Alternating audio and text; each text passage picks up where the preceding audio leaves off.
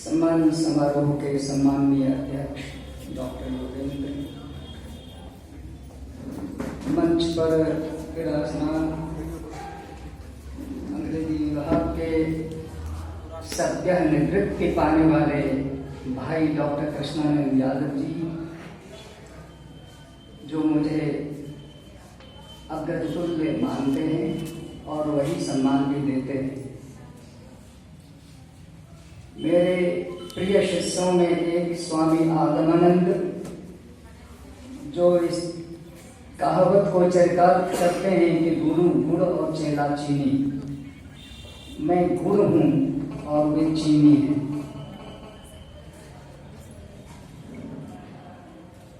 मेरी धर्मपत्नी डॉक्टर प्रतिभा राजहंस बहादुर मिश्र, जो कुछ भी है उसमें अंशदान उनका भी है। वे न होती तो मैं नहीं होता। पतयोर देन चार धेन पतन्नो भुवन निस्मते। और डॉक्टर नीली कुमारी हमारी पहली शोध छात्रा। जिस तरह माता पिता को पहली संतान प्रिय होती है, उसी तरह हर शोध निर्देशक को पहला शोध छात्र या पहली शोध छात्रा प्रिय होती है। इसलिए नीलू कुमारी संतान की तरह प्रिय है। मेरी वजह से ये असिस्टेंट प्रोफेसर बनी, लेक्चरर, और उनकी वजह से मैं प्रोफेसर बना था, इसलिए प्रिय है। डॉक्टर सुजाता जी मेरी छात्रा थी और बाद में मेरी शोध छात्रा बनी। बिल्कुल नया मौलिक टॉपिक दिया था, अंगिका का भूभाषिकीय अध्ययन। भूभाषिकीय अध्ययन बिल्कुल नया है, जियो लिंग्विस्टिक स्टडी इन्होंने की थी। और इनके जो परीक्षक थे डॉक्टर वीरेंद्र नाथ श्रीवास्तव, वह मेरा आदि शिष्य है, मुजफ्फरपुर में, वह उसका परीक्षक बना था।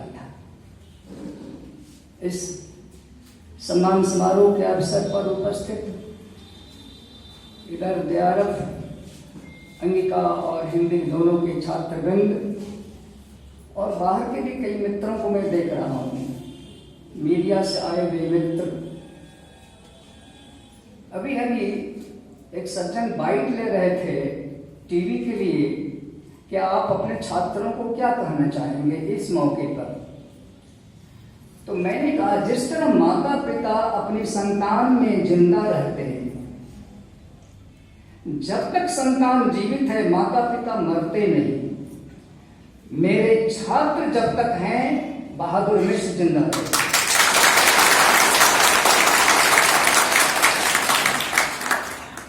अब मरने के बाद भी मैं आपकी आंखों से देखूंगा, आपके कानों से सुनूंगा, आपके हाथों से काम करूंगा। मैंने जो आपको संस्कार दिए, मैं चाहूंगा उन संस्कारों को आप जीवंत रखेंगे। स्वाध्याय एक तप है।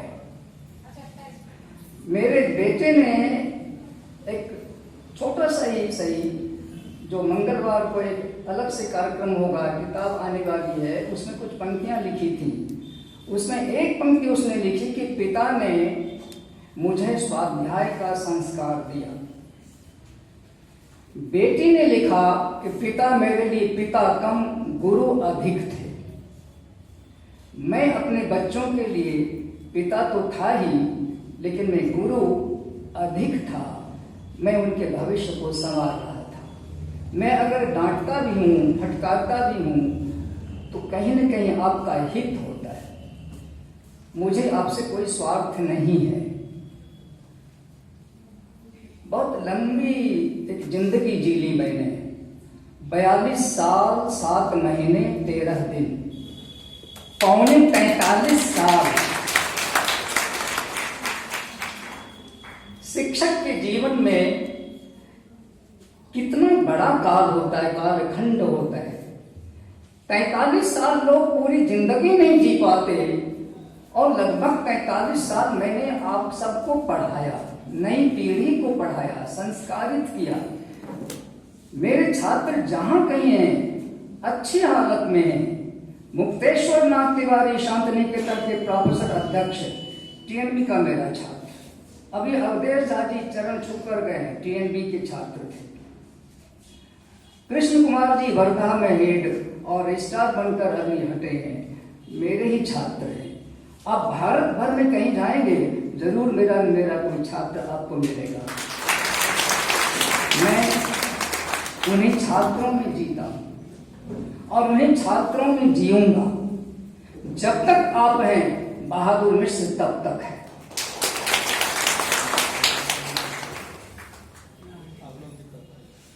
अठहत्तर में एमए का रिजल्ट आया जून में, 20 जून को,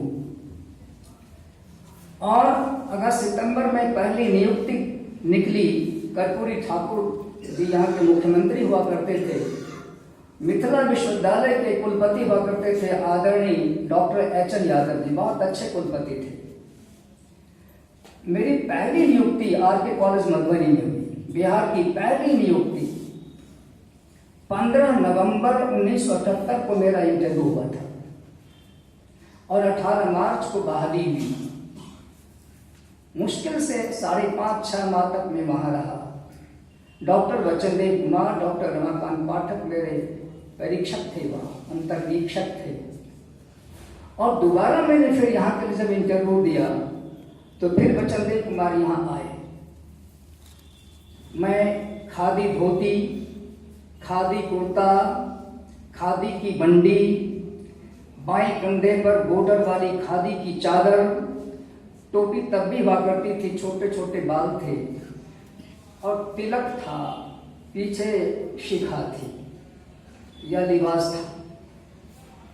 वचनदेव ने पहचाना, कहा कि पंडित जी आप तो वहां हैं, मिथिला में हैं, आप यहाँ क्यों आना चाहते हैं? मैंने कहा सर गुरु दक्षिणा चुकानी है। मैं भागलपुर आ रहा हूं दक्षिणा चुकाने के लिए। मैंने यहाँ से शिक्षा ग्रहण की है, तो जब तक शिक्षा वापस न कर दूं मैं ऋण मुक्त नहीं हो सकता। आलोक प्रेमी ने 50 सवाल मुझसे किए, किताब में देखेंगे उनके जवाब, मैंने क्या क्या जवाब दिए। 50 सवालों की एक लंबी सूची मेरे सामने रख दी और एक सवाल था कि आप अध्यापक नहीं होते तो क्या होते? मैंने लिखा मैं अध्यापक ही होता। अध्यापक के सिवा मैंने कुछ सोचा ही नहीं था, मुझको अध्यापक तो बनना ही था। इसलिए कोई व्यवधान हो मुझे अध्यापक बनना ही था। क्या किए इसमें, या मेरा पेशा नहीं या मेरी वृत्ति नहीं, मैं इसे अर्थार्जन के लिए नहीं आया था, यह आत्मतुष्टि का एक माध्यम था। मैं आत्मतुष्ट महसूस करता। ऋण कई प्रकार के होते हैं। एक गुरु ऋण होता है, आचार्य ऋण, मातृ ऋण, पितृ ऋण, देव ऋण और आचार्य ऋण। तो जब तक आप पढ़ाते नहीं किसी को, गुरु का ऋण चुकेगा नहीं। इसलिए मुझको अध्यापक तो बनना ही था, क्योंकि गुरुओं से जो मैंने सीखा था उसमें कुछ ब्याज लगाकर, सूद लगाकर आपको वापस करना था। इसलिए अब मैंने जो आपको पढ़ाया उसमें ब्याज जोड़कर, चक्रवृद्धि ब्याज से आप अपने छात्रों को, आने वाली पीढ़ी को आप पढ़ाएंगे। आप में से कई लोग विद्यालयों में हैं, महाविद्यालयों में या जाने वाले हैं, तो पहली सीख तो यह है। कालिदास का एक प्रारंभिक नाटक है। कालिदास मेरे प्रिय साहित्यकार हैं संस्कृत में, उनका समग्र साहित्य मेरे पास है। उनका एक प्रारंभिक नाटक है मालविकाग्नि मित्रम। उसके प्रथम अंक के 16वें और 17वें छंद पर 2 बड़े महत्वपूर्ण छंद आए। शिक्षक की परिभाषा है उसमें, शिक्षक को कैसा होना चाहिए, आप लोग याद कीजिएगा, देख लीजिएगा नाटक 16वां और 17वां छंद। पहला है श्रेष्ठा प्रिया कस्यचिदात्म संस्था संक्रांति रन्नस्य विशेष युक्ता यस्यो भयं ससाधु शिक्षकाणां धुरे प्रतिष्ठा पीतव्य एव।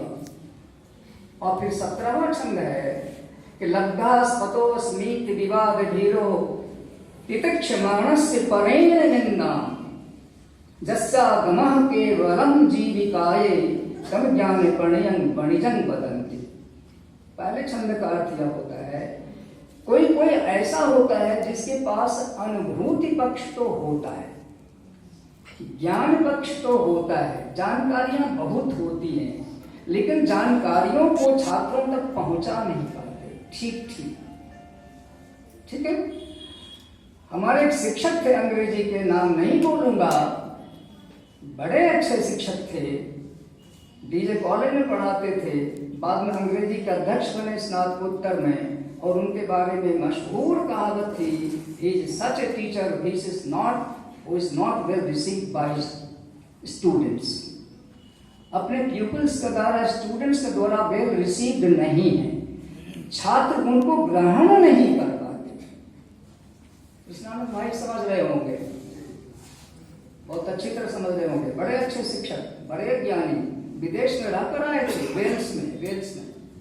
वेल्स रिटर्न थे। मैंने उनका एक वर्ग अध्यापन ठीक से नहीं समझा डीजे कॉलेज में अंग्रेजी का। मैं बुरा विद्यार्थी नहीं था अंग्रेजी का, नहीं समझ सका। मेरी अली साहब को समझता था, बीके सिन्हा को समझता था, कचौड़ी लाल को समझता था, एसके दास को समझता था, आरआरपीएस साहब को समझता था, और उन्हीं के कहने पर मैं अंग्रेजी में आया था। राधिका वो में अंग्रेजी लेने गया ऑनर्स में, कहा मिश्रा अच्छा है तुम हिंदी ले लो। कहा क्यों सर? अरे अंग्रेजी वाले बड़े कंजूस होते हैं, फर्स्ट क्लास देते ही नहीं, तुमको फर्स्ट क्लास नहीं देगा, तुम हिंदी ले लो, टॉप पर जाओगे, फर्स्ट क्लास फर्स्ट। मिला नहीं था उनके कहने पर, फिर शीतांशु जी के कहने पर, और उसके पहले श्री उमाकांत सिंह जी मेरे मिडिल स्कूल के अध्यापक हुआ करते थे। इन तीनों की प्रेरणा से मैं हिंदी में आया। मैं जमाने तक हिंदुस्तान टाइम्स में अंग्रेजी में लिखता रहा, कई वर्षों तक अंग्रेजी में लिखा, और उनको लिखने के बाद जब संकलित किया तो उसका नाम रखा फ्रॉम रीडर्स डेस्क, जिसकी भूमिका आर्य यादव जी तत्कालीन कुलपति ने लिखी थी, दत्ता साहब ने लिखी थी, सीपीएन सिन्हा साहब ने लिखी थी, कई लोगों ने उस किताब पर सारी टिप्पणियां लिखी थी। तो अंग्रेजी मेरी बुरी नहीं है, मैं अंग्रेजी भी शौक से पढ़ सकता था, लेकिन मैं हिंदी में, मैं जब इनको पत्नी को, होने वाली पत्नी को जब देखने गया था बोकारो, बहुत लोगों को भ्रम है कि मेरी लव मैरिज है। लव मैरिज नहीं है, प्रेम विवाह मेरा नहीं है। मैं आपके कॉलेज मधुबनी में नियुक्त हो गया था, इनके पिताजी मुझको ढूंढते हुए वहां गए, मैं दरभंगा चला गया था, मुलाकात भी नहीं। फिर दोबारा घर पर आए, मेरे एक भाई थे, सदुआ गए थे, स्वामी आत्मानंद की तरह, भगवती नंदन, वहाँ जमालपुर सदर बाजार है, दुर्गा मंदिर, वहाँ के महंत होते थे, 3 साल पहले दिवंगत हो गए। उनको भेजा बुलाने के लिए मुझको। तो मैं जब वहाँ मधुबनी से भागा जब आया तो देखा कि इनके पिताजी विराजमान है दरवाजे पर। तो फिर मुझको पकड़ कर इनको दिखाने लगे, है कि नहीं, वही धोती कुर्ता बंडी। इनकी माता जी कह रही थी तुम ना कह दो, तुम ना कह दो। इनके भाई मेरा इंटरव्यू लेने आए, छोटा भाई, कहा कि आपको पहनने के लिए कोई कपड़ा नहीं है? पहनते हैं। आदित्य अभी joint commissioner of labour department में अभी सहरसा में पोस्टेड आदित्य राजहंस जी, कहा कि हमने कहा नहीं, पहनने के लिए तो खादी से बढ़िया कुछ नहीं होता। अच्छा आपने हिंदी क्यों पढ़ी, और कोई विषय आपको नहीं मिला? आप हिंदी क्यों पढ़ी आपने? ताकि नहीं, पढ़ने के लिए हिंदी से बेहतर कोई विषय नहीं है। मैं स्कॉलरशिप होल्डर था मैट्रिक में, उच्च मानक अंकों के साथ पीडी हाई स्कूल जमालपुर से मैंने मैट्रिक की परीक्षा पास कर एमए तक छात्रवृत्ति मिली, नेशनल मेरिट स्कॉलरशिप। मैं तो बहुत अच्छा छात्र था, कुछ भी पढ़ सकता था, लेकिन मैं बन गया, गुरुजी ने बांध दिया, और क्या करना है, तो कसम दिला दी, तो फिर कसम। अब उसने भी एक लिखा मेरे बारे में कि नहीं मैं गलत था, मैंने गलत सवाल तब किया था कि आपने हिंदी क्यों पढ़ी, मैं गलत था। अब पता चला कि नहीं, हिंदी आसान नहीं, बहुत कठिन है। तो एक लंबी यात्रा रही मेरी, और उसमें कालिदास को जब पढ़ा तो उन्होंने लिखा फिर 17वें छंद में कि कुछ लोगों के लिए यह वृत्ति, अध्यापकीय वृत्ति, नौकरी भर है। लब्धास्वतो स्मृति विवाद, नौकरी मिल ही गई, अब करना क्या है ना? दूसरों की निंदा से उर्ति मिलाते रहते हैं, कालिदास लिखते हैं। और यस्यागमः केवलम जीविकाए, जिसने उदर भरने के लिए ही, पेट भरने के लिए ही नौकरी की, अध्यापन की, उसको वणिक कहते हैं, उसको बनिया कहते हैं, उसको व्यापारी कहते हैं। बहादुर मिश्र ने जीवन में कभी ट्यूशन नहीं किया, अभाव में जीता रहा, अभाव में जीता रहा, कभी नौकरी नहीं की। इसमें मैंने ट्यूशन नहीं किया नौकरी के अलावा, मैंने कभी नोट नहीं लिखा, और कभी मैंने पैसे लेकर थीसिस लिखी लिखाई नहीं। ये 3 काम मैंने नहीं किया। तो यस्यागम, मेरे लिए जो वृत्ति है, यह मेरे लिए वृत्ति नौकरी नहीं है, यह मेरे लिए पूजा है। भागलपुर विश्वविद्यालय मेरे लिए मां है। मैंने यहीं पढ़ाई की है। जिस बेंच पर आप लोग बैठ करके पढ़ते हैं, उस बेंच पर कभी मैं था, और गुरु ऋण से मुक्त होने के लिए मैं यहाँ आया था, वरना मैं इत्मीनान से वहां रहता।